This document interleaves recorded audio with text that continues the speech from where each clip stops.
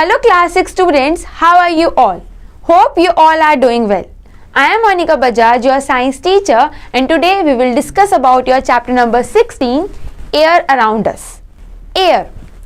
All living things need air to breathe. We cannot live without air. We cannot see air, but we can feel it.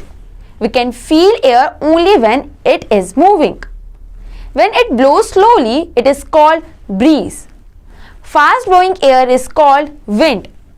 Very fast blowing air is called storm. Clothes move when we put them to dry on a string due to the air around. Air is also present in things which seems to be empty. For example, empty glass, empty bottle, empty jug, etc. Air is an invisible gaseous substance surrounding the earth. It is mainly a mixture of oxygen and nitrogen. Other gases are also present in air, but in small amounts. Now let's see an activity. Aim of the activity: to verify the presence of air. Material required: a paper fan, firki.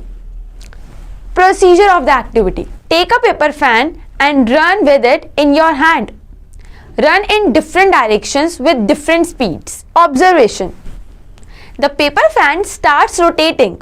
It rotates fast when you run fast and it rotates slow when you run slow. Conclusion of the activity: the rotation of the firki confirms the presence of air around us. Now let's see another activity. Aim of the activity: to show the presence of air in an empty bottle or glass. Material required: an empty plastic or glass bottle and a tub of water. Procedure: take an empty bottle, open its cap. Now immerse the bottle in water with the open end inside the water. Does water rush inside the bottle? Now tilt the bottle. What do you see? Does water rush inside the bottle? Observation of the activity: you will see bubbles at the mouth of the bottle. This is because there was air inside the bottle which comes out on tilting the bottle as it finds air opening. Before tilting, water does not enter the bottle as all the space inside the bottle is taken up by air. But as you tilt the bottle, air rushes out from the opening and water rushes in to fill the empty space.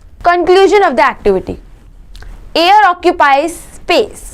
Now, the atmosphere. The Earth's surface is surrounded by a thick blanket of air called atmosphere. Many planets in the solar system have an atmosphere, but the composition varies. The presence of the oxygen in the Earth's atmosphere make it suitable for life. It extends up to 1000 km above the surface of the Earth. The atmosphere is dense at the surface of the Earth and becomes thinner as we move up.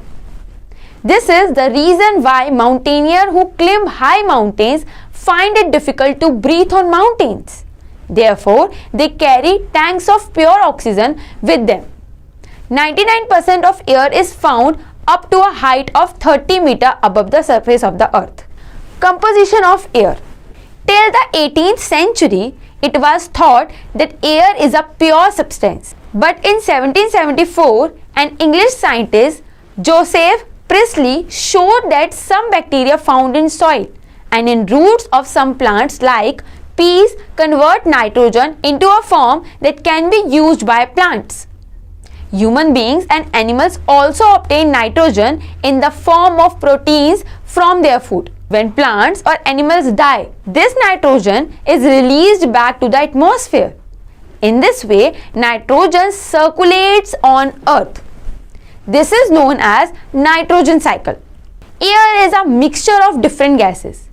The main constituents of air are nitrogen 78%, oxygen 21%, carbon dioxide 0.03%, noble gases argon, neon 0.94%, water vapor variable, smoke and dust particles variable.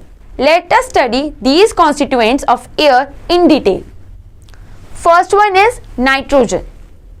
Nitrogen is the major constituent of air. Air contains about 78% of nitrogen. Nitrogen is less reactive than oxygen and does not support combustion. It reacts with atmospheric oxygen during lightning to form oxides of nitrogen. These oxides dissolve in rainwater to form nitrates and come down to earth. These are absorbed by the plants for their growth. Second one is oxygen. Oxygen is the second major component of air. Air contains about 21% of oxygen. Oxygen forms about 90% by the weight of water and 50% by weight of Earth's crust. It is needed for burning. Let's see uses of oxygen. Living things need oxygen for respiration. Respiration is a process in which energy is released from the food. We need this energy for all metabolic activities. Soil also holds some air in the space in between its particles. Dry soil has air. It is required for the living beings in the soil and also for the roots of the plants. Hence, oxygen is essential for survival of living beings. Atmospheric oxygen O2 is used for combustion to produce energy in automobiles, aeroplanes, ships, industrial processes, etc. Besides respiration, medical oxygen is supplied in cylinders to help people who face breathing problems due to inadequate amount of oxygen.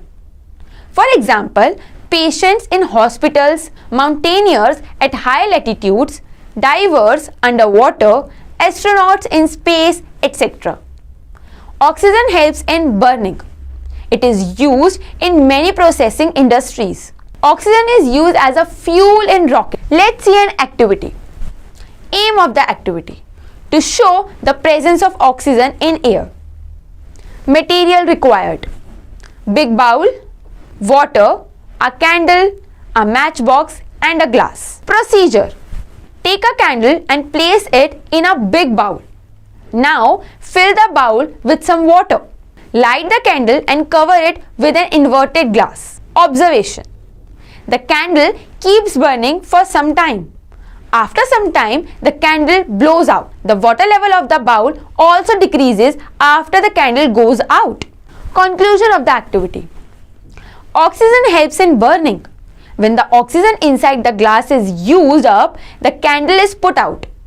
Also, the space occupied by oxygen inside the inverted glass becomes empty and water rises up to occupy this space.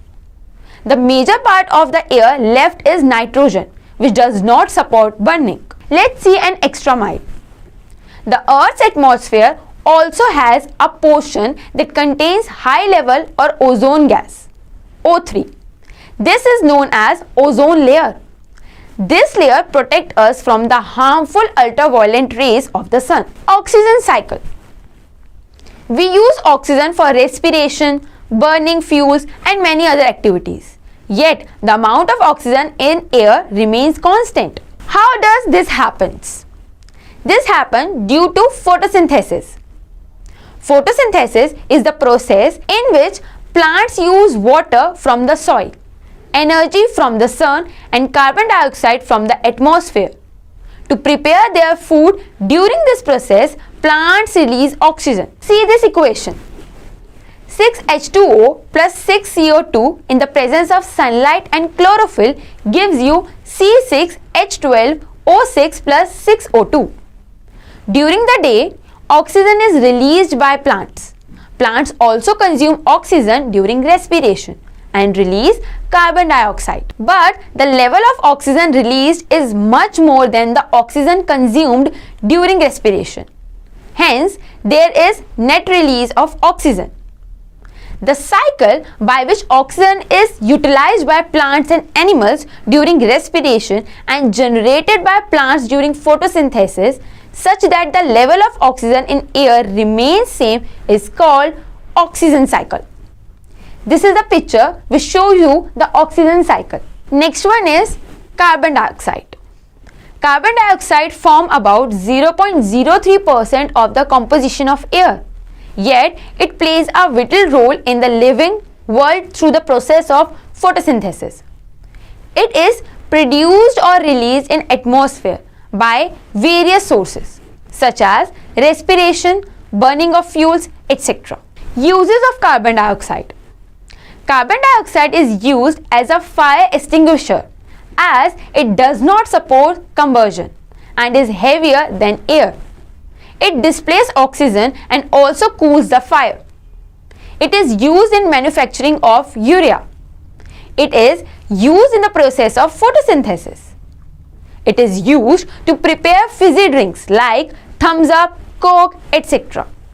Now let's see an activity. Aim of the activity: to show that carbon dioxide gas extinguishes fire. Material required: a test tube, vinegar, baking powder and a matchbox. Procedure of the activity: take some vinegar in a test tube and add some baking powder to it. Note your observations. Ask an elder to light a matchstick and bring it near the mouth of the test tube. Note your observation. Observations: when baking powder is mixed with vinegar, carbon dioxide gas is produced, which extinguishes the burning matchstick. Conclusion of the activity: carbon dioxide gas extinguishes fire. Now let's see another activity. Aim of the activity: to show the particles floating in air. This activity has to be done in a dark room. Material required for the activity: a torch and some talcum powder or wheat flour. Procedure of the activity: take a handful of talcum powder or wheat flour and throw it gently into the air. Shine the light of torch on the falling talcum powder. What do you see? Observation: the talcum powder floats in the air, separating into tiny pieces. Conclusion of the activity: these tiny pieces of talcum powder are just like the particles of dust. Therefore, it shows that dust particles keep floating in the air. Now, water vapor. Air contains water vapor. However, its proportion varies from place to place. It is added to the atmosphere by the evaporation of water from the lakes, rivers, oceans, etc. The amount of water vapor present in the air is known as humidity. Evaporation is slow when humidity is low. Hence, there is no sweating in winters. It also helps in the formation of clouds, which later come down as rain. Let's see one more activity. Aim of the activity: to prove that air contains water vapor. Material required for the activity: a glass, ice cubes, water. Procedure of the activity: place ice cold water and a few ice cubes in a glass and place it on a table. After some time, you will find water droplets on the outer surface of the glass. Observation of the activity: this is due to the condensation of water vapor present in the air. Conclusion of the activity: this experiment shows that air also contains water vapor. Now let's see another activity. Aim of the activity: to prove that air contains dust particles. Material required: a clean and dry water glass, oil, white cotton cloth. Procedure: take a clean, dry watch glass or a china dish, apply a little oil on its inner surface and place it at an open place. After a few hours, wipe its inner surface with a white cotton cloth. Observation: observe the piece of cloth. Conclusion: dust particles on the clothes confirm the presence of dust particles in the air. Let's see an extra mile. We see many insects and worms in the rainy season because the air water fills up the air spaces in the soil, forcing the animals to come out to breathe. Next topic is air pollution. The contamination of air with undesirable substances such as harmful gases, chemical dust particles, etc., which may be harmful for the living beings is called air pollution. The harmful substances responsible for pollution of air are called air pollutants. Causes of air pollution: burning of fossil fuels, smoke from the automobiles and industries, burning of wood, cow dung, etc. Forest fires, decay processes of vegetation. Volcanic eruptions also release harmful gases in air. Effect of air pollution. Some major effects of air pollution are: first, acid rain contains hydrogen ions which can damage trees and crops, harm marine animals and induce corrosion in metals. Next is, air pollution causes irritation in the throat, nose, lungs and eyes. It causes various lung diseases in human beings and also result in breathing problems such as emphysema and asthma. Next is, the smoke release from factories and vehicles has a lot of carbon dioxide. Carbon dioxide traps the heat from the sun, thus increase the temperature. This causes global warming, making the earth's surface warmer day by day. Next is, ozone exists in Earth's stratosphere and absorb harmful ultraviolet UV rays. If the ozone layers goes thin, it will emit harmful rays back on the earth and cause skin and eye related problems. UV rays also have the capability to affect crops. Next is, eutrophication is a condition where a high amount of nitrogen present in some pollutants get developed on the surface of sea and turns itself into algae and adversely affect fish, plants and animal species. Prevention of air pollution. Some ways to reduce air pollution are: planting more and more trees, regular checking of vehicles for emission of harmful gases, limited driving by carpooling, using public transport, biking and walking. Dust and smoke. Dust particles are always present in air. The amount of dust particle in the air varies from place to place and from time to time. Air also contains smoke. This is given out by vehicles and factories. Dust and smoke in the air are harmful for our respiratory system. Fine hair and mucus is our nostrils act as filters and prevent the entry of dust particles in our respiratory system. Air in water and soil. Water contains air dissolved in it. The oxygen present in the water helps the aquatic plants and animals to survive. Fish breathe in oxygen dissolved in water through gills. Plants which float in water have stomata on the upper surface of their leaves, through which they take in air. Plants which are submerged in water like tape grass do not have stomata. They take in oxygen dissolved in water through their body surface. Air is also trapped inside the particle of soil. Animals that live in soil like earthworms and plant roots get oxygen for breathing from the air present between the soil particles. Burrows and holes in the soil make spaces available for air to move in and out of the soil. Let's see an activity.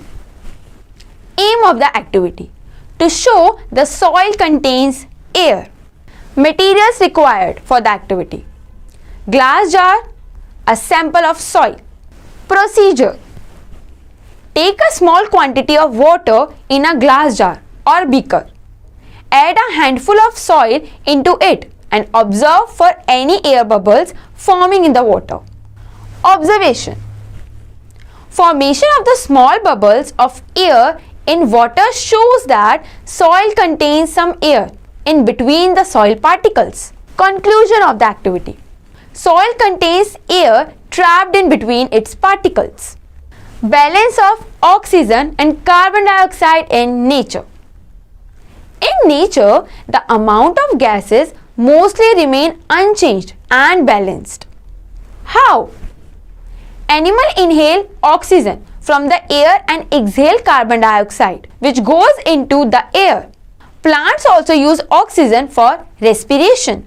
Green plants use carbon dioxide from the air for making food by the process of photosynthesis during day.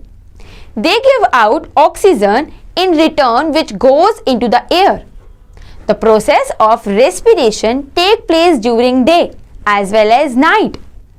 But the oxygen released during photosynthesis is more than the oxygen used in respiration. Therefore, there is a net release of oxygen in the atmosphere. The burning fuel such as petrol, wood and coal use oxygen from the air and give out carbon dioxide, which mixes with the air. So, respiration by living organism and burning of fuel by human consume oxygen and release carbon dioxide. Plants use carbon dioxide present in air during photosynthesis and release oxygen in the atmosphere. In this way, plants and animals help in maintaining the balance of oxygen and carbon dioxide in nature. This shows the interdependence of plants and animals in nature. Do not throw away items that are of no use to you. In fact, reuse them for some other purpose. Switch off fans and lights when not in use because a large amount of fossil fuels are burned to produce electricity. Resort to alternate energy sources like solar power and wind power whenever possible. Uses of air.